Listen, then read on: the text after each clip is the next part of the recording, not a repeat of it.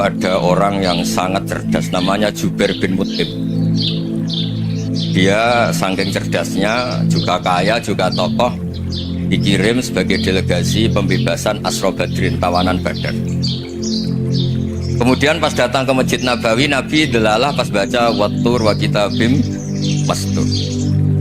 Sampai pada titik Nabi baca Am khuliqu min ghairi syai'in am humul khaliqun.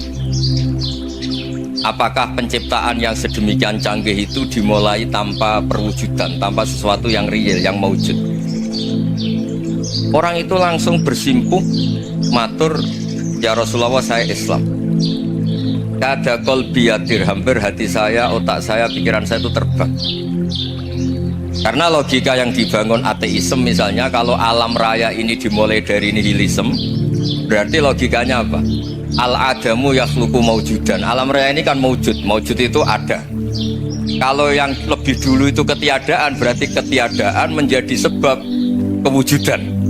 Kalau dalam bahasa Arab itu al-adamu yakhluqu maujudan, sesuatu yang harusnya nggak jadi faktor karena ketiadaan menjadi faktor sesuatu yang nyata. Itu kan nggak masuk akal. Ya, kalau alam raya ini ada al-adam sing yasbiqu maujudan, berarti alam raya ini al-adamu yakhluqu maujudan, sesuatu yang tidak ada menciptakan yang ada. Dengan logika itu terus kita ngaji, diajari sama guru-guru kita, sifat dasar Allah itu maujud, Allahu maujudun qadimun, terus masuk. Yang harus distatuskan pertama dari Allah itu apa? Maujud, wujud. Karena dengan wujud ini layak menjadi penyebab adanya alam raya ini. Sehingga ketika kita menolak paham nihilisme atau ateisme, paham tanpa Tuhan, tanpa pencipta awal, kita punya diroyah bahwa tidak mungkin ketiadaan ini menjadi sebab perwujudan alam raya ini.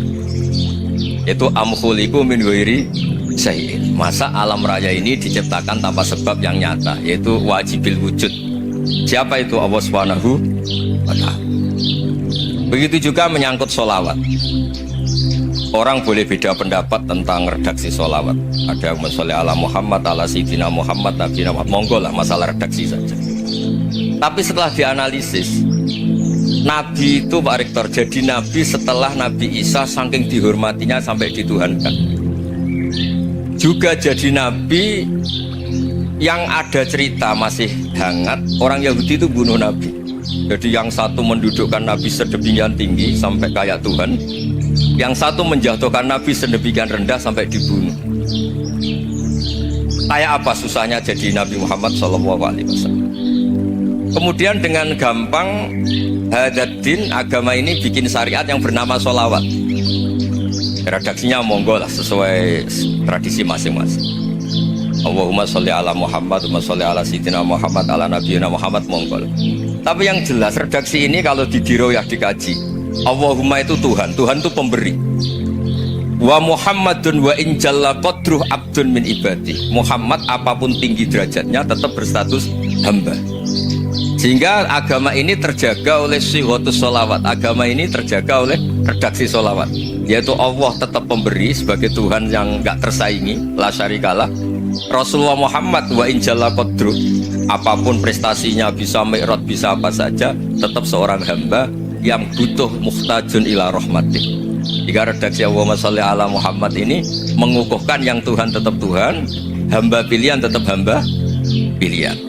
Tentu dengan redaksi ini kemudian kita mendudukkan Nabi benar-benar posisi terhormat, yaitu orang yang paling berhak dapat askat tahiyat, mendapat penghormatan Allah paling tinggi, yaitu Rasulullah Muhammad SAW. Dan itu diulang-ulang oleh Allah. Subhanalladzi asra bi abdi. Status hamba ini diulang. Lagi-lagi ini bernama diroyah. Bernama apa? Contoh ketiga misalnya fihi ayatum bayinatum maqamu Ibrahim. Dulu orang Yahudi itu ada diskusi masif. Syaratnya Nabi itu mbah-mbahnya harus Nabi, harus keturunan Nabi. Kemudian semua Nabi rata-rata di Palestina, di Syam. Lalu Muhammadnya asal-usulnya dari mana? Tahu-tahu orang Arab kok Nabi, padahal orang Arab itu dulu jahiliyah. Walhasil terus diceritakan bukti Muhammad ini turunan Ibrahim adalah ada jejak kaki Nabi Ibrahim di dekat apa? Ka'bah. Fihi ayatum bayyinatum maqamu Ibrahim. Kalau Nabi Ibrahim pernah di Mekah, artinya beliau pernah meninggalkan turunan yang di Mekah. Itu bernama Nabiuna Muhammadun sallallahu alaihi wasallam. Itu disebut fihi ayatum bayyinatum maqamu Ibrahim. Nah, itu namanya diroyah. Diroyah itu satu perilaku keseharian kita beragama, kemudian tahu logikanya. Yang keempat misalnya mangkana yu'minu billahi wal yaumil akhir falyukrim apa? Jaro. Orang yang iman karena Allah dan Rasul maka memuliakan tetangganya. Andaikan pakai hukum sosial, tentu kalau tetangga kita baik, kita baik. Kalau kurang baik kok kurang pegawaian kan gitu. Tapi dulu itu pernah ada seorang ulama itu dibully ya, dikerjain sama anak muda tetangganya. Pak Kiai datang ke rumah saya, orang ini datang. Kemudian setelah di rumahnya, saya tidak jadi butuh sama Pak Kiai, silahkan pulang. Itu Kiainya senyum menikmati. Dan itu terulang 3 kali. Dibully seperti itu, dikerjain terulang 3 kali. Lalu tetap Kiainya tuh asik, seneng sekali. Lama-lama muda ini tanya, kenapa engkau tidak tersinggung? Padahal saya kerjain sampai 3 kali, tak undang, terus tak suruh pulang, tak undang, tak suruh pulang. Kata Kiai tadi, yang memerintahkan baik sama tetangga itu Allah. Jadi saya nikmati ketika bisa baik sama Anda. Tidak ada urusannya dengan perilaku Anda yang menolak saya. Nah itu terus kita tahu, memang motifnya kita baik sama tetangga karena iman sama Allah dan Rasul, bukan hukum kompensasi sosial. Jadi kalau mau diteruskan Pak Rektor, saya ngajar di sini ya karena perintah Allah, itu orang alim harus ngajar, bukan karena perintah Rektor. Kalau diteruskan, ya saya mohon juga gitu para dosen, para karyawan di sini, kalau nggak khianat dengan UI itu karena takut sama Allah, jangan takut sama Rektor. Kalau Anda baik juga karena Allah, jangan baik karena apa? Rektor. Bagaimanapun ya semua kita ini makhluk. Makhluk itu la yadurru wa la yanfa. Begitu juga melihat Indonesia. Melihat saya ini kan ikut di UI itu lama sekali, ikut sama Profesor Zeni, dari Profesor Zeni nulis tafsir. Mungkin Pak Hersoyo tahu banyak, dulu Pak Lutfi ya tahu banyak. Tapi saya memang nggak pernah terbuka karena ya memang nggak ingin kondisi ini kondisi darurat. Sehingga saya tahu cara berpikir Profesor Zeni, ya tahu komitmen beliau pada UI, dan pendiri UI memang ya banyak yang dari tokoh NU, Muhammadiyah, dari tokoh-tokoh ormas yang lain memang didirikan banyak orang. Hingga UI memang nggak milik ormas apa tertentu. Dari satu sisi memang baik, nggak dikuasai ormas tertentu, tapi nanti kalau keterusan ya nggak berbentuk. Ya sudahlah, dikelola saja, sambil jelas, sambil kadang nggak jelas, yang penting ikhlas tadi. Karena kalau terlalu asobia itu jadi repot. Kita ini yang nekuni fikih itu tahu, kalau udah kuno itu madhabnya Hanafi, kuno itu madhabnya Syafi'i. Tahu-tahu seakan-akan Imam Syafi'i itu NU, Imam Abu Hanifah itu Muhammadiyah. Padahal ini orang-orang yang sebelum NU dan apa? Muhammadiyah. Jadi kalau kita yang nekuni ilmu itu biasa saja dengan perbedaan. Tapi kalau orang-orang yang nggak siap dengan perbedaan itu sampai Allah disifati Ta'ala itu tidak terima. Padahal Ta'ala itu maknanya Maha Luhur, yang Maha Agung. Jadi ada seorang kiai kebetulan pidato pertama Pak Rektor, Assalamualaikum warahmatullahi ta'ala wabarakatuh.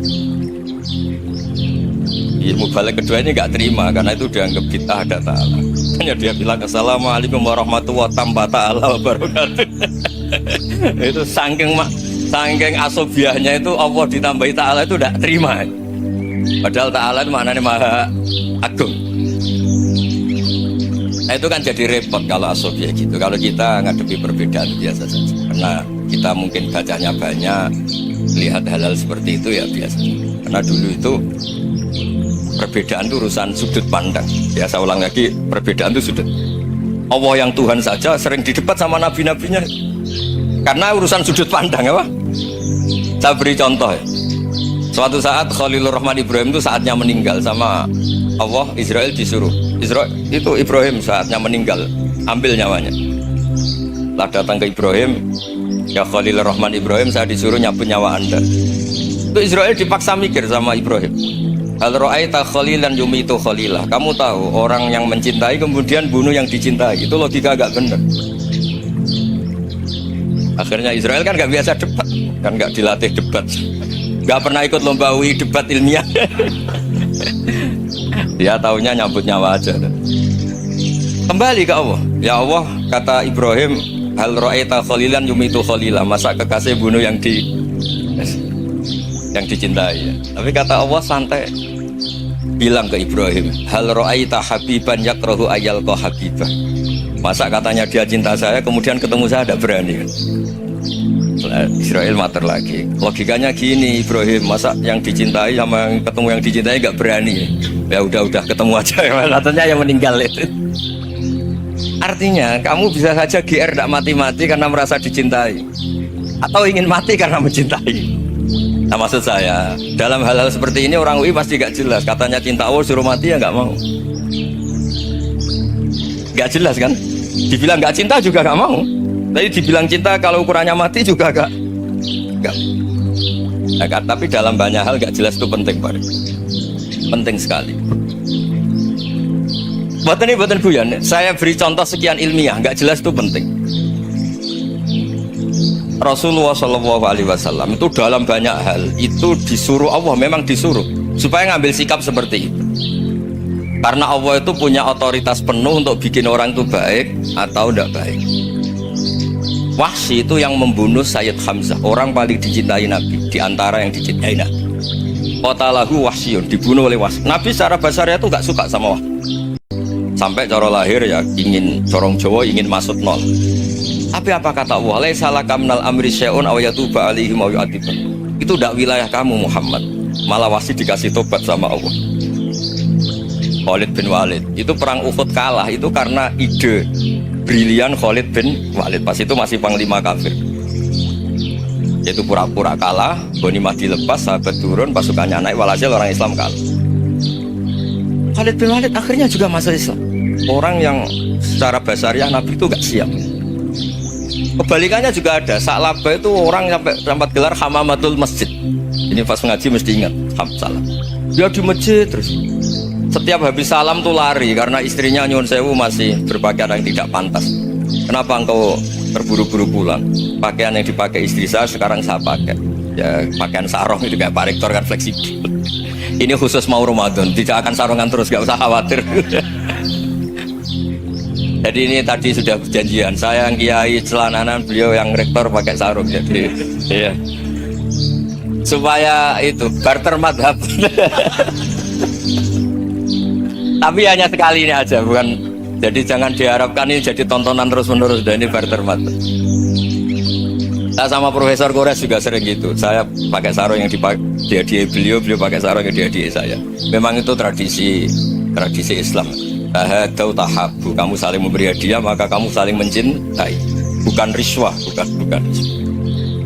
Walhasil terus Sa'labah ini, buat saya didoakan Nabi supaya saya kaya, supaya tidak sering ganti-ganti pakaian seperti ini sama istri saya. Jangan-jangan kamu miskin itu lebih baik. Ngotot minta didoakan. Didoain Nabi kaya, terus lama-lama ninggal sholat, ninggal jamaah. Itu Allah belum tersinggung. Yang mulai Allah tersinggung itu kan saya sering fatwa di mana-mana, sering memberi saran. Mumpung kamu miskin itu sering sedekah, karena kalau sudah kaya itu tidak bisa. Saya memberi analogi gini. Kalau saya masih santri miskin, punya uang 100.000, diminta guru saya 50 tak kasihkan, padahal itu 50%. Punya 2 kambing kurus, diminta guru saya 1 pasti tak kasihkan, padahal itu 50%. Jadi kalau punya sapi Brahman atau sapi limusin yang harganya itu 100 juta, punya 2, diminta 1 boleh enggak? Enggak boleh. Saya punya motor butut 2, diminta teman saya 1 boleh, tapi kalau Davidson Harley itu enggak boleh itu. Nah, walhasil itu kalau kita miskin, misalnya kita zaman kuliah atau zaman mondok atau zaman apa saja, punya uang 100.000, nanti temannya sampai 50.000 kan biasa. Tapi setelah 1 miliar, berani nggak kamu kasihkan 500 juta? Sama-sama 50%? Enggak kan? Nah Sa'labah gitu, ketika zakat masih per 40 kambing 1 kambing itu sebenarnya kan masih ringan. 41, 82. Kambingnya itu sudah mabenal jabalen. Bareng dihitung zakat karena sudah ribuan, jumlahnya sampai 400 kambing. Banyak lah pokoknya. Terus kata Sa'labah, ini pemerasan.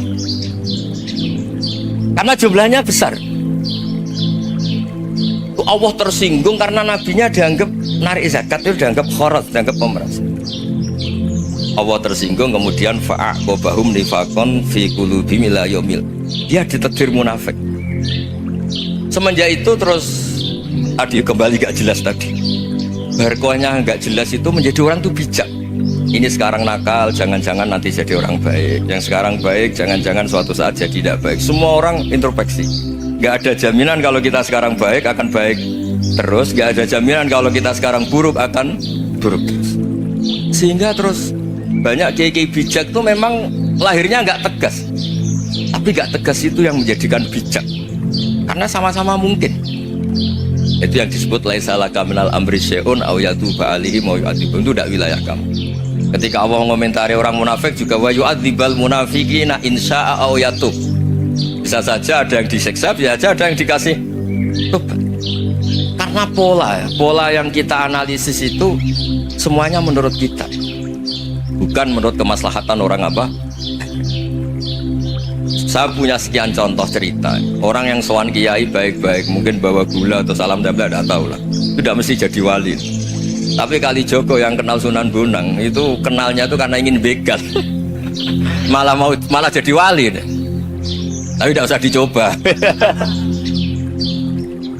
Umar itu nyari Nabi itu mau dibunuh. Tapi malah tobat jadi orang baik.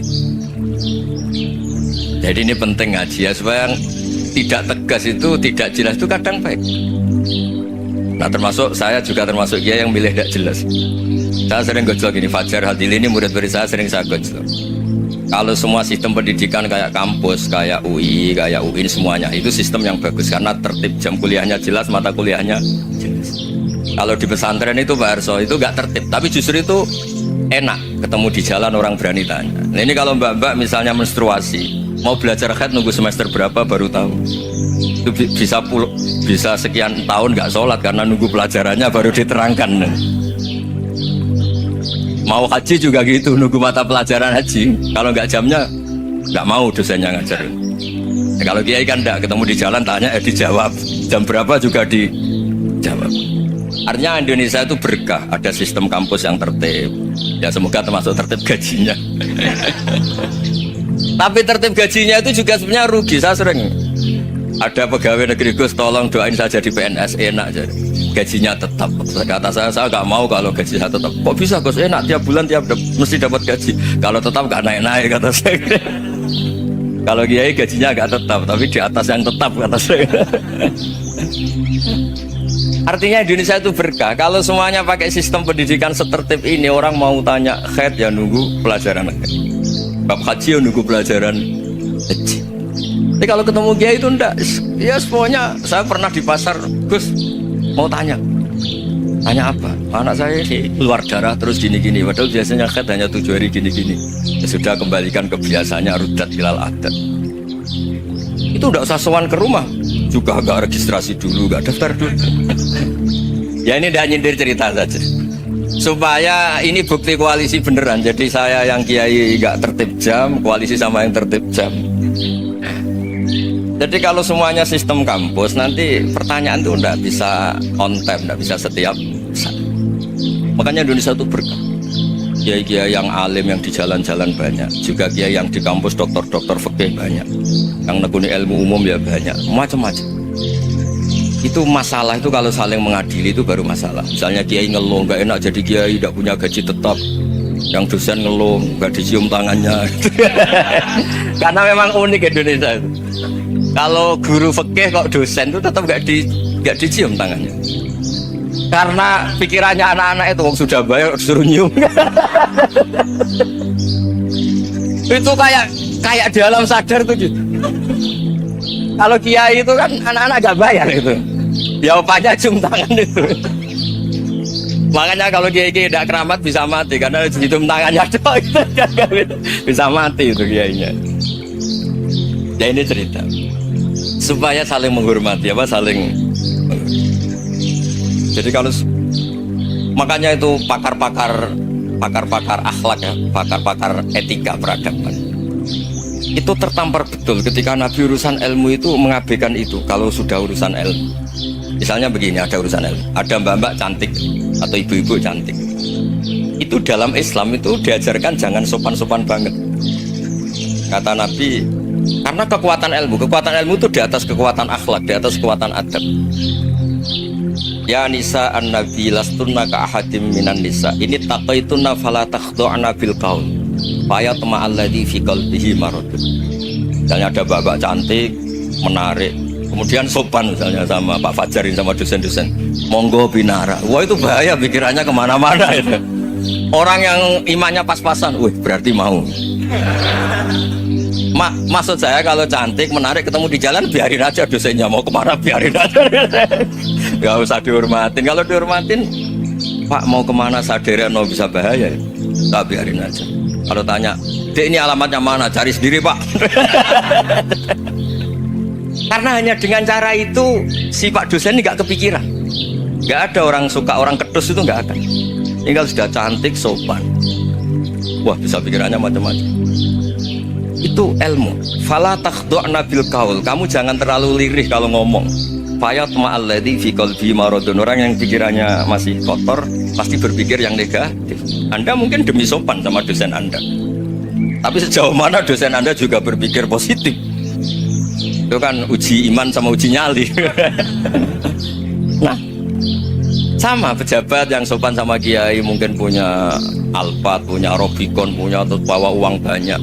Terus sama kiai cium tangan hormat. Jangan-jangan kiainya yang pikirannya macam-macam.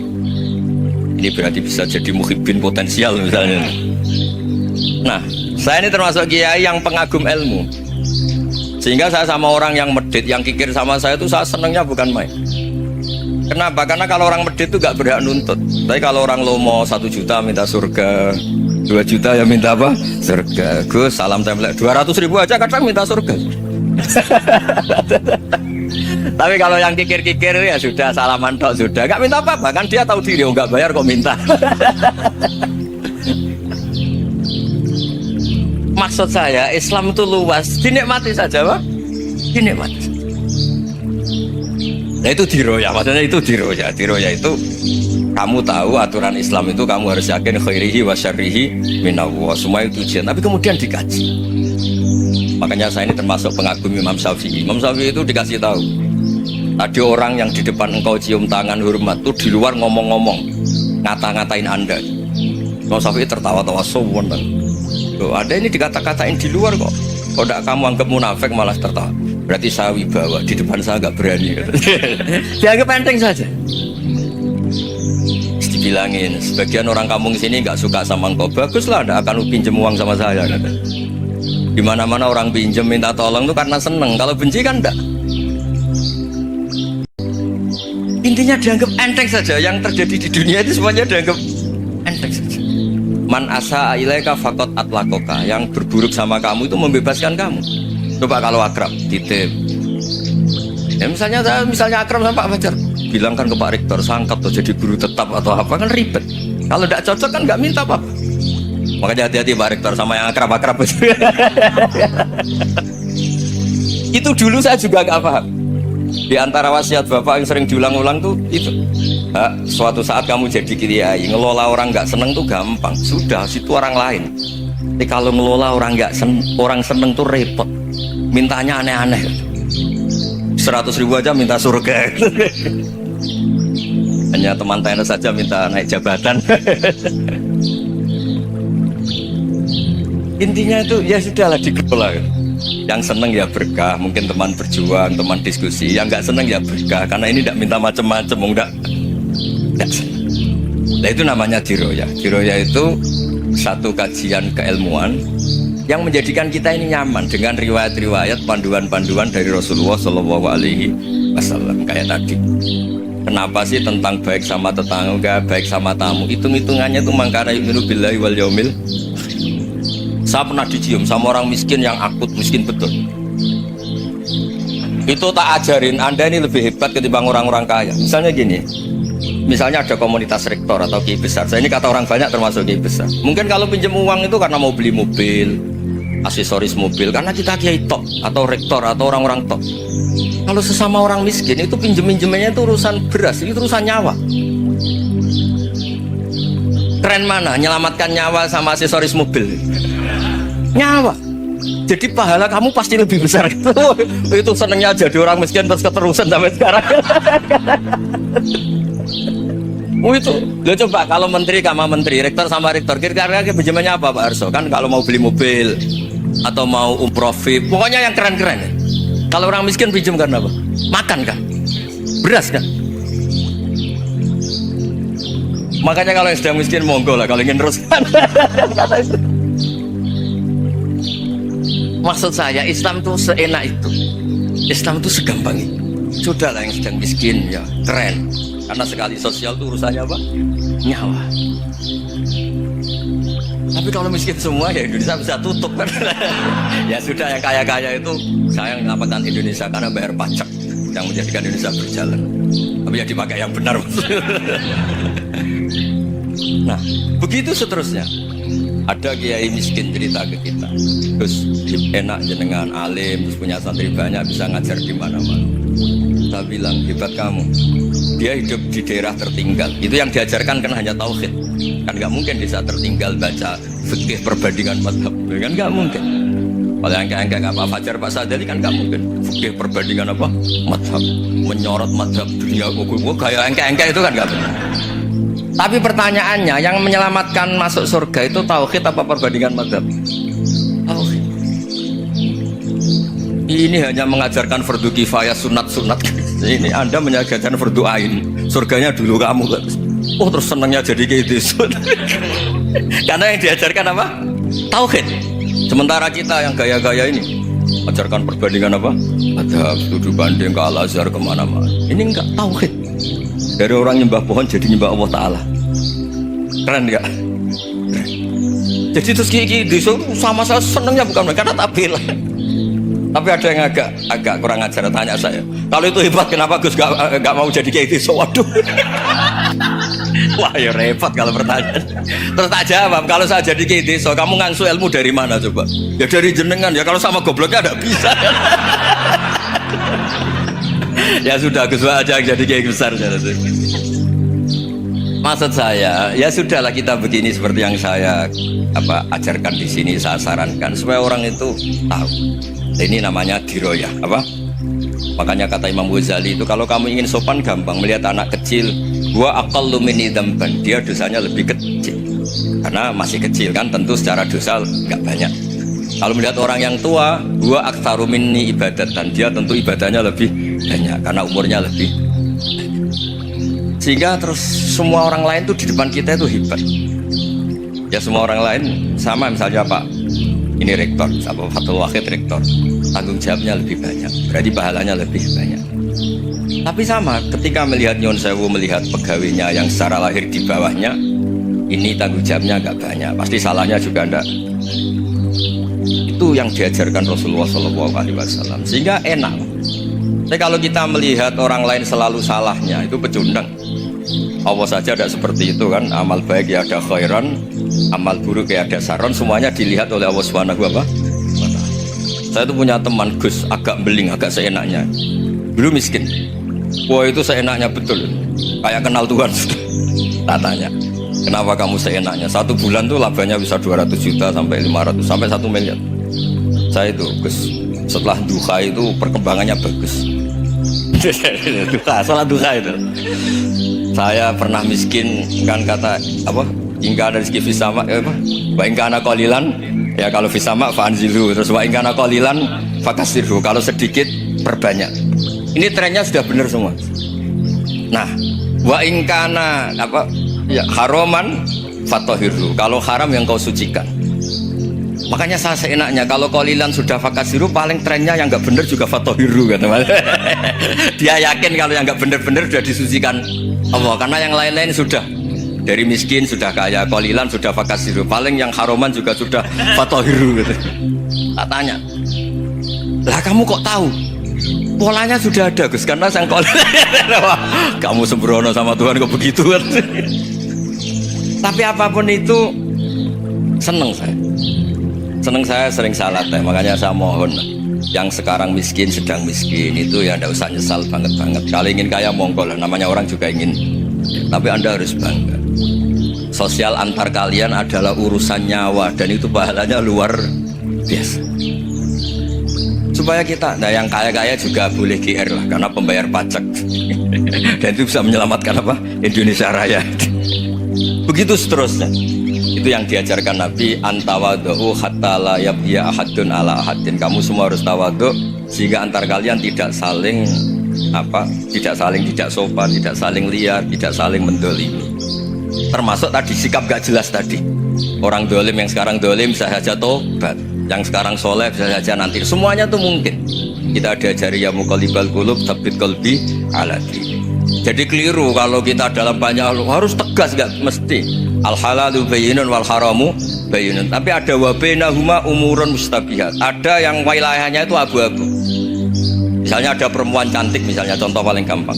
Kalau kamu ajari secara serius, kamu bisa aja tergoda jadi fitnah.